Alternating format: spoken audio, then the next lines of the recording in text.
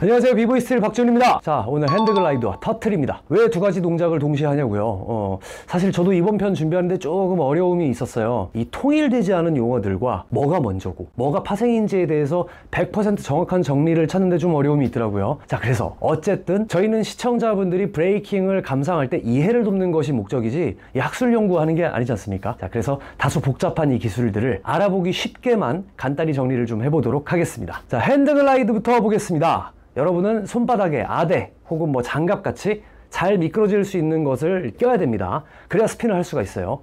엎드린 상태에서 배에 팔을 받치는 프리즈 자세를 해주고 왼손으로 땅을 짚어서 당겨줍니다. 뭐 이때 발로 땅을 밀듯이 떼주면 도움을 얻을 수가 있죠. 자, 이게 끝입니다. 정말 끝이에요. 이걸 반복만 하면 되는 겁니다. 왼손으로 당기고 또 당기고 또 당기다 보면 점점 회전력이 생기면서 두 다리를 띄운 채로 손을 놓고도 돌 수가 있어요. 이게 바로 핸드글라이드입니다. 자, 그럼 터틀은 뭘까요? 거북이죠. 거북이 걸음 같다고 해서 터틀입니다. 기본 자세 핸드글라이드와 동일합니다. 하지만 스핀이 아니라 걸을 거기 때문에 손에 장갑은 필요가 없어요.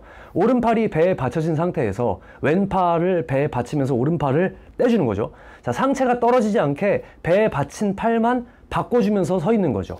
자, 근데 지금은 이게 제자리죠. 이제 돌아봅시다. 오른팔이 받쳐진 상태에서 왼팔을 가져오지 말고 왼팔이 있는 쪽으로 상체를 보내는 겁니다. 자, 왼팔은 당기고 오른팔은 밀면서 상체를 쭉 보내서 왼팔 팔꿈치 위에 얹어 놓는 거죠. 자, 왼팔에 안착을 했다면 다시 오른팔로 바꿔주고 왼팔은 또 앞으로 보냅니다. 반복하는 겁니다.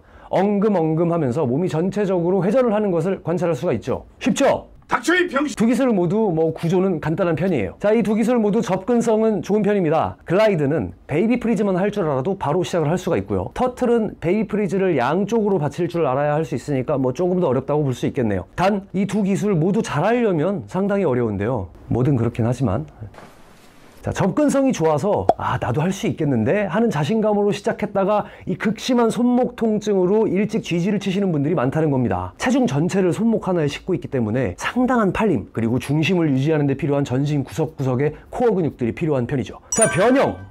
사실 오늘의 메인 요리는 여기인데요. 이 두 가지 기술, 어찌 보면 형제의 관계인 기술이라고 볼 수도 있는데 변형도 굉장히 많고요. 또 걔네들이 다 서로 뭐 친척 관계인 거예요. 다만 그 변형들이 하나의 단일 기술화되어서 독립적인 이름으로 불리는 경우가 아주 많습니다. 파생 기술이라고 표현을 할까요? 아무튼 자, 현대 브레이킹에 굉장히 많이 쓰이고 있지만 뭔지 모르게 비슷비슷해 보이고 그래서 일반인들이 구분하기가 쉽지 않은 부분이 있는데 자, 명쾌하게 정리를 한번 해보죠. 자, 글라이드부터 변형을 한번 보겠습니다. 사이드 스핀 그리고 체어 스핀이라는 게 있습니다. 팔을 배가 아니라 옆에다 받치면 사이드 스핀입니다.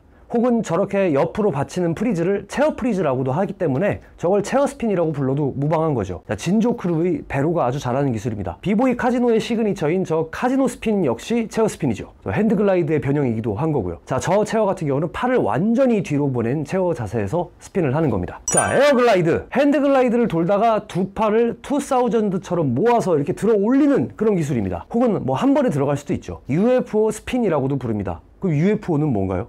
자, 잠깐만 기다려보세요. 자, 이 에어글라이드를요, 한 손으로 할 수도 있습니다. 정확히는 뭐 원핸드 에어글라이드라고도 부를 수 있겠네요. 한국에서는 요즘에 비보이 젤럿이 나선환이라고 부르면서 좀 더 익숙하게 느껴지시는 분들도 있어요. 뭐 나선환이라고 해도 됩니다. 통함정땡이죠 뭐. 자, 이제 터틀로 가봅시다. 잭해머. 터틀을 받치는 팔을 한 팔만 쓰는 겁니다. 나머지 손은 당겨서 회전력을 주고요. 원핸드 터틀이라고 부를 수도 있겠지만 이 기술은 독립적으로 잭해머 혹은 크리켓이라고 부르는 게 일반적이에요. 자, 갬블러 크루의 팝이 엄청난 기량으로 세상을 놀래킨 적이 있었죠. 2004년 당시 팝의 잭해머를 보면 야, 저 어마어마한 높이와 스피드 보세요. 저것 때문에 우리끼리 슈퍼 크리켓이라고도 불렀었거든요. 자, 저렇게 회전을 하지 않고 뒤나 앞으로 걷는 이동기로도 사용을 하기도 하고 제자리에서 팔을 바꿔짓는 타이밍으로 박자를 맞추거나 혹은 다른 프리즈와 연결해서 사용을 하기도 합니다. UFO. 자, 나왔습니다. UFO. 터틀을 팔을 받치지 않고 펴서 회전을 하는 거예요. 자, 터틀을 들었으니까 에어 터틀이라고 불려도 맞죠? 자, 하지만 UFO라고 부르는 게 더 일반적이긴 합니다. 그 이름이 더 잘 통한다는 뜻이에요. 맞고 틀리고는 아닙니다. 아까 에어글라이드가